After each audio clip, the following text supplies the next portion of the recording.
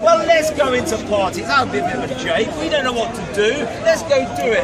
Trip around Europe, not studying, a useless person, really, by his own description, transformed and became a hard-working man who fought for truth and love and what is we would all consider to be upright. Now that was a Christian who did that in the face of huge opposition. So I don't think your argument is sound when you say, well look, 9 out of 10 of Britain were Christians at that point, therefore it's bound to be a Christian.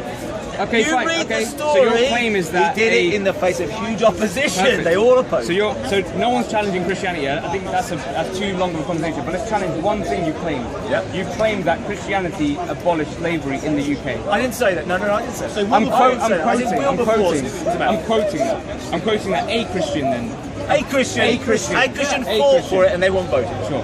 And that claim is great. It's true. We've put aside the idea of it being a Christian because you can replace that with anyone. But we can use Christianity. See, that's what your argument's flawed. Okay, fine. We'll use Christianity. We'll use because as I've just said, I'm agreeing to your term. Here's a guy. You can say that about anyone, but no, he did it There's an because individual he that helps abolish slavery in the UK. Let's talk about different issues. No. Where I live. Why don't we talk about a Christian? The Romans couldn't even do it. My ancestors done it with 12 of his sons. Around that period of time. Would that be the same argument? Why? No. If we talk about individuals. When we talk about individuals. What I said all along. We are all sinful people, okay? All sinful people. I said at the beginning, I am a changed man, praise God, because I needed to be. But you still won't find a completely perfect father in this man, or a completely perfect husband in this man. We are sinners until we go to heaven when we're finally We've heard all this before of the priest. Tell Tell us something new. Oh, I know you from years ago. I realise I do know you from a long time ago. You sound like a priest. Okay, but look. You sound like a priest, that's why you haven't been arrested, that's why you haven't been persecuted, that's why you haven't been stoned. John Newton, although he was so thankful for God's forgiveness, okay? I'm sorry, no one's listening to you, buddy. No one's listening. Okay, John Newton, although he never became a perfect man until he reached heaven, was the most massively changed man. William Wilberforce the same, okay? Now, where I live in Bedford, okay, or near Bedford. You're out here today to help people become better people. No, that's not the truth. That's what are you doing out here? What's your mistake. purpose, just so we can summarise Mick, that? let me ask this, Mick, what is a Christian? Give us a definition of a Christian. A Christian is someone who has been changed inside by Jesus Christ. Is that why you're out He here is today? the Saviour, the only. It says in the Bible, there is no other name given among men whereby we must be saved.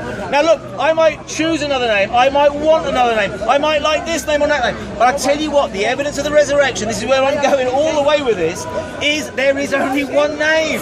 So where you're losing Who else? why are you guys here today? I just want to understand We're here today agenda. because the world needs this message, as I needed it. Okay, because, as I said all along, we are wrongdoers. I believe the Bible is true when it says, is appointed unto us, unto me, unto you, once to die, and after that, the judgment. That means I will meet the resurrected, living Jesus Christ, okay? I will meet him. Now, I cannot afford to die with my record. It's hopeless, my record. I'm not a good man. I can't die like that and meet him and look him in the face and say, well, I did my best. Not good enough. What I need is something else altogether. And I say there is no other name given under heaven whereby we must be saved, because that name, that person, Jesus Christ, came from heaven and demonstrated without any shadow of doubt in his life he was the Christ, the sent one, the Messiah, the only person. There's no one else like him. But then in his death he paid for wrong. If that's not enough, he rose again, and the Father was saying, it is true, it's done, I accept this sacrifice on behalf of sin. Now listen, folk, we can kid about and argue about all sorts of stuff. You have a record, as I do. I am not pretending to be any good man. I have a record of sin. I ask my wife who stood there, my children, they'll tell you so. Okay? But today am a forgiven man. And my concern, the reason I've come down here today, rushed from church, come down here, because every man, woman and child world over needs sin forgiven, because there's a judgment coming. And that's why I will come here and say, flee from the wrath to come, if you like. It matters to me that people live an any old how life without any regard for God, and then they hope it'll be all right. That's not good enough. That is not good enough. The Bible is clear for me.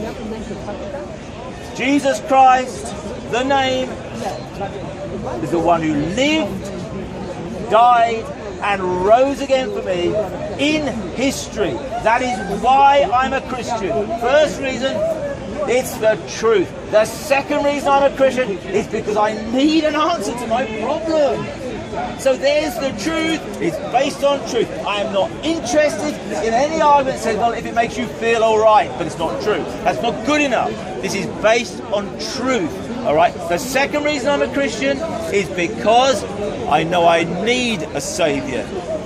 I became a Christian as a young person. All right.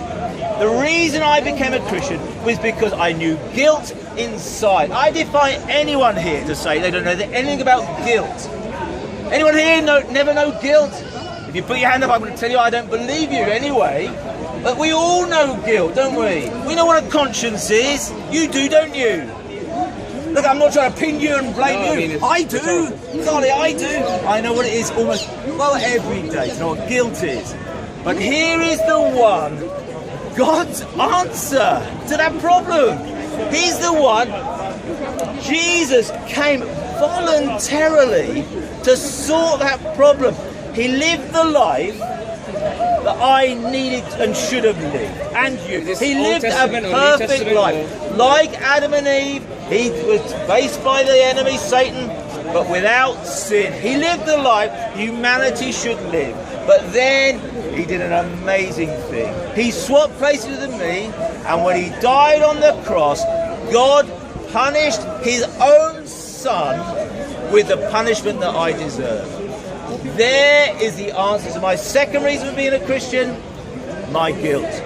One has paid for me.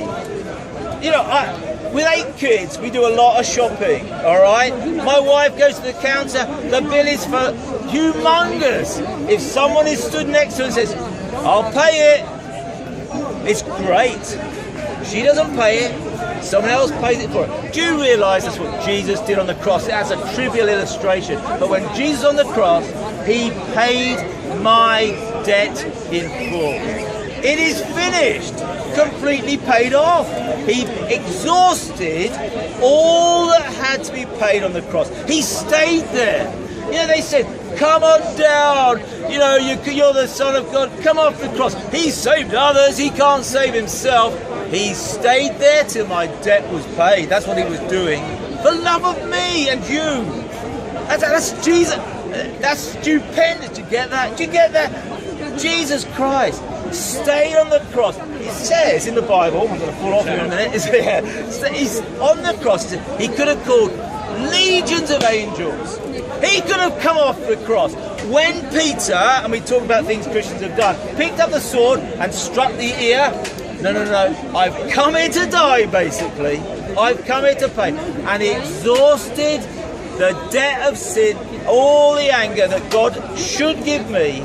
He exhausted it on the cross and said it's finished. Now, he was laid in the grave. He was laid in the grave. And for 3 days, he was in the grave.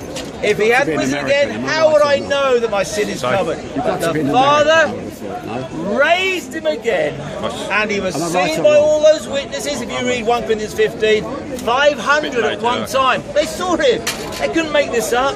They were there. In fact, when Paul writes the letter, are you listening to me? When Paul writes to the church in Corinth, he says this. He says, because they were having doubts. Did he rise again? Is there a resurrection? He said, oh look, this 500, a lot of them are still alive. Basically, he's saying, you see them, check it out. You can go and talk to these people. He did rise again. And that man, Jesus Christ, lived, died, rose again for me, that I should be forgiven. Now, when I was a young man, I said the second reason was my sin, my guilt. And as a young man even, I knew what guilt was. And I'm talking to people who know what guilt is. We agreed that, all of us. We know what it is to have trouble with conscience. I tell you, you can have a clear conscience before God. Paul said, there was a man there who stood when someone was murdered for being a Christian, said, who can put any charge against me? Well, there's tons of stuff against me. It's God who sorted it out. That's me 30 God years sorted it out. Is that you? You can put nothing on Paul's account. He would have remembered Stephen and others that he attacked. And yet, well, thank you. Hey, listen. I've seen that on the website. Sorry? On where? On the website. Do you I've seen the photos pictures on the website. Have you read John's Gospel? Photos. Yeah, does it, am I in that one? I'm not sure. I'm not sure. Oh, you're not? You're not so much. Folks, my name's Nick. It's great to see you. See you again. See you again. I think I'm going to close this. Yeah, that's fine. Yeah. Folks, why does God allow 25 people to die? Why does God allow people to have illnesses? Is it because Adam sinned, and therefore we've all got that on us? It's very unfair. Also, if God was my